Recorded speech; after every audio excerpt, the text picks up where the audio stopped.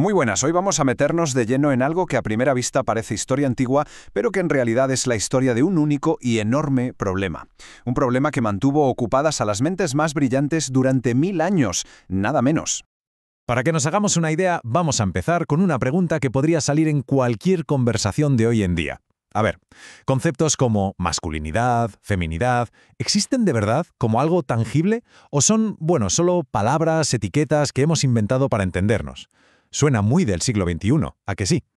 Pues, y aquí viene lo increíble. Esta misma duda, esta misma pregunta, fue el corazón, el epicentro de la filosofía durante toda la Edad Media. No es una exageración, un debate de 1000 años. Y si logramos entender por qué era tan importante, habremos descifrado la clave de toda una época. Y es que para entender la filosofía medieval hay que olvidarse un poco de las fechas. No es como un capítulo de un libro de historia que empieza en un año y acaba en otro. No. Se define por un problema, un gran conflicto intelectual que lo absorbió prácticamente todo. Fijaos, esta línea temporal no es la típica que vemos en el cole. No va de reyes ni de batallas. Es, por así decirlo, la biografía de este gran problema filosófico. Nace, más o menos, en el siglo II, con la llegada del cristianismo. Y empieza a morir en el siglo XIV, cuando todo el sistema que se había construido a su alrededor empieza a hacer aguas. Y aquí lo tenemos, el meollo de la cuestión, el gran conflicto. ¿Qué hacemos con la fe y la razón? Por un lado, tenemos la revelación divina, las verdades de la fe. Y por otro, la lógica humana, nuestra capacidad para pensar. ¿Cómo se relacionan? ¿Son dos cosas que pueden ir de la mano? ¿O una tiene que mandar sobre la otra? Parece sencillo, pero esta pregunta fue el motor intelectual de los siguientes 1000 años. La primera gran respuesta a este dilema la encontramos en un periodo que llamamos la patrística. Y la solución que propusieron fue, digamos, poner las cosas en orden. Un orden muy, muy claro. En la patrística, la filosofía jugaba, por así decirlo, en segunda división. No era una búsqueda libre de la verdad, sino que estaba al servicio de la teología. Era como una herramienta. Su misión era coger las ideas de los grandes filósofos griegos, como Platón, y usarlas para explicar y defender los dogmas de la fe cristiana. La fe decía qué pensar y la filosofía ayudaba a entender el cómo. Y el gran protagonista de esta etapa, sin duda, es Agustín de Hipona. Para Agustín, todo este lío de fe contra razón no era para tanto. Él lo veía muy claro. La fe te da la verdad y la razón te ayuda a entenderla mejor. No hay conflicto. Son, como se suele decir, las dos caras de la misma moneda. Ambas te llevan al mismo sitio, a la verdad divina. Vale, damos un salto en el tiempo. Entramos en una nueva fase. Empiezan a surgir las universidades y con ellas el ambiente intelectual cambia por completo. Nace un proyecto colosal. La idea era crear un sistema total, un edificio intelectual, donde la fe y la razón no solo convivieran, sino que se apoyaran mutuamente en perfecta armonía. Y la herramienta para construir este gran sistema fue la lógica de Aristóteles, que se redescubrió en Europa en gran medida gracias al mundo islámico. La escolástica, que es como llamamos a este movimiento, se propuso algo increíblemente ambicioso: coger la lógica súper rigurosa de Aristóteles y usarla para organizar y demostrar las verdades de la fe. Ya no se trataba solo de que fueran compatibles, no. Se trataba de demostrar que la fe era racional. Y lo mejor de todo es que desarrollaron un método para conseguirlo. Era casi como una receta. Primero, la lectio. Se leía con atención un texto importante. Segundo, la quaestio. De esa lectura se sacaba una pregunta, un problema. Tercero, la disputatio. Aquí venía el debate, la batalla de argumentos a favor y en contra. Y por último, la determinatio. El maestro daba la solución final, una conclusión razonada que lo resolvía todo. Un sistema a prueba de bombas. O eso creían.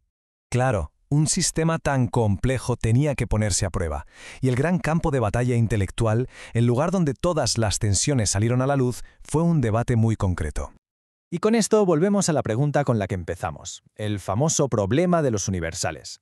Lo repetimos, los conceptos generales como el ser humano, la justicia, ¿son cosas reales que existen por sí mismas o son simplemente nombres, palabras que usamos para agrupar cosas? Y aquí la cosa se dividió en dos bandos. Por un lado, los realistas. Ellos decían que sí, que los universales son reales. Por otro lado estaban los nominalistas, que decían, un momento, lo único que existe de verdad son las cosas concretas. Conceptos como humanidad son solo nombres, flatus vocis lo llamaban, que significa algo así como un soplo de aire, palabras vacías, simples etiquetas para entendernos.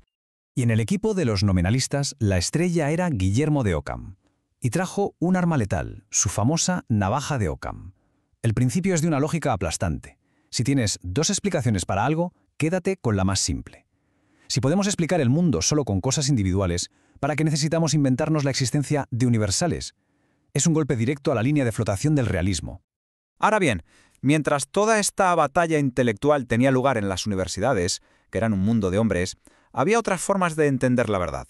Existía una perspectiva completamente diferente, una voz visionaria que proponía otro camino. Hablamos de Hildegarda de Bingen, y es que esta mujer fue de todo. Mística, sí, pero también compositora, predicadora, naturalista, escritora de textos de medicina, consejera de papas y emperadores, una figura absolutamente alucinante y polifacética. Y recordemos, en un mundo donde las mujeres apenas tenían voz pública. Y aquí está la clave para entenderla. Su forma de conocer no tenía nada que ver con el método escolástico. Su conocimiento no venía de la lógica deductiva, sino de sus visiones divinas. Para ella, el universo no era un sistema lógico que desmontar pieza a pieza, sino un todo vivo y conectado, un tapiz donde la teología, la naturaleza y el ser humano estaban tejidos juntos. Era otra forma de mirar el mundo. Y esta frase suya lo resume todo. Es potentísima.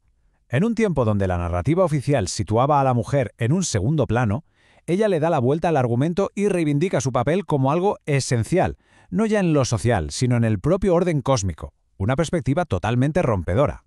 Así que tenemos por un lado el debate de los universales y por otro voces como la de Hildegarda. Las grietas en el gran edificio de la escolástica se hacían cada vez más grandes. El intento de matrimonio entre fe y razón se encaminaba inevitablemente al divorcio. Y el golpe de gracia, en cierto modo, lo dio la navaja de Occam. Porque al simplificarlo todo, no solo se cargó los universales. Lo que cortó de raíz fue la conexión que tanto se habían esforzado en construir entre filosofía y teología. Su crítica fue tan potente que hizo que el vínculo pareciera artificial. Y así, el gran proyecto milenario empezó a desmoronarse. Las consecuencias de este divorcio son el mundo en el que vivimos. La razón, ya por su cuenta, se puso a mirar el mundo físico, a observar, a medir, y de ahí nacería la ciencia moderna. Y la fe, por su parte, se replegó a un terreno más íntimo, el de la creencia privada. De esa ruptura nació el Renacimiento y, en última instancia, nuestra modernidad. Y todo esto nos deja con una pregunta final flotando en el aire. Aquel problema que duró 1000 años no se solucionó. En realidad, simplemente se disolvió con una separación. Pero, al poner a la fe y a la razón en caminos distintos, ¿qué se ganó y qué se perdió por el camino? Hoy, en nuestro mundo, donde esos dos caminos a veces parecen no cruzarse nunca, la pregunta sigue vigente. ¿Qué es lo que guía ahora la búsqueda de la verdad?